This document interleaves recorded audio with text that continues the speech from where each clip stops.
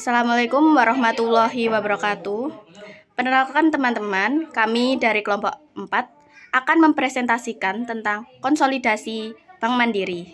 Di sini anggota kelompok kami yaitu saya sendiri, Tika Awalia dengan NIM terakhir 67, yang kedua ada Vina Fujilstari dengan NIM 78, yang ketiga Khalia Fiaini dengan NIM 84, yang keempat ada Opi Caesar Chelsea dengan NIM 89, yang kelima ada Karisma Ita dengan NIM 98, yang keenam ada Febianti dengan NIM 100, dan yang terakhir ada Nur Laili dengan NIM 299. Materi yang pertama yaitu konsolidasi. Apa itu konsolidasi?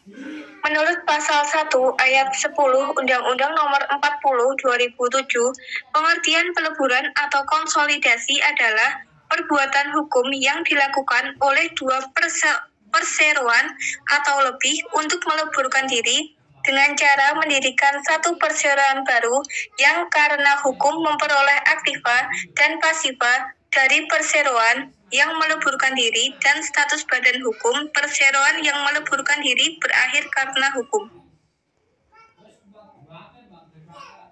Sejarah Bank Mandiri. Bank Mandiri didirikan di negara Indonesia pada tanggal 2 Oktober 1998 berdasarkan Peraturan Pemerintah Nomor 75 Tahun 1998. Pada bulan Juli 1999, Bank Mandiri didirikan melalui pengalihan hampir seluruh saham pemerintah Republik Indonesia.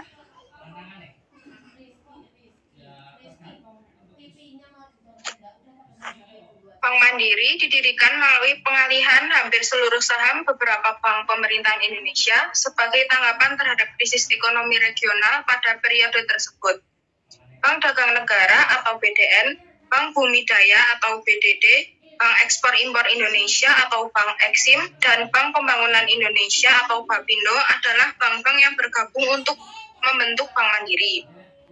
Krisis ekonomi regional pada tahun 1997 sampai 1998 mengakibatkan perlunya restrukturasi perbankan di Indonesia untuk mengatasi masalah sektor perbankan yang membahayakan perekonomian nasional.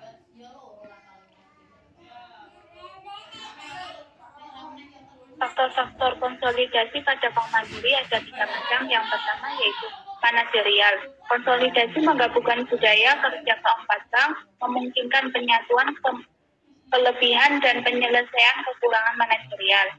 Yang kedua, akuntansi. Konsolidasi mengumpulkan semua aset keuangan dan non-keuangan ke dalam satu entitas, meningkatkan jumlah dan likuiditas aset.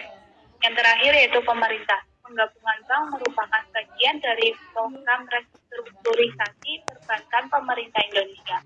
Dilakukan untuk mengatasi dampak krisis ekonomi pada tahun 1997 sampai 1998. Analisis kinerja keuangan Bank Mandiri sebelum dan sesudah konsolidasi. Perkembangan kinerja Bank Mandiri sebelum konsolidasi. Bank BPD, Bank BDN, Bank Eksim, dan Bank Bapindo, keempat bank tersebut memiliki modal yang negatif. Hal tersebut dikarenakan jumlah PPAP atau penyisihan penghapusan aset produktif yang lebih kecil daripada PPAP yang seharusnya dibentuk, yaitu 50%. Perkembangan kinerja Bank Mandiri setelah konsolidasi.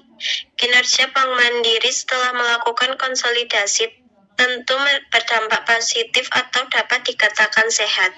Jika dilihat dari rasio modal ke Bank Mandiri tahun 1999 sebesar minus 295,67%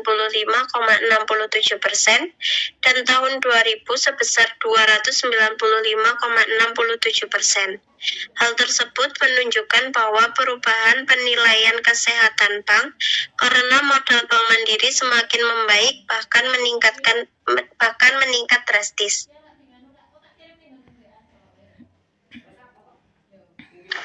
Dampak pendirian Bank Mandiri. peraturan, penambahan modal negara, serta regulasi mengenai struktur kepemilikan saham.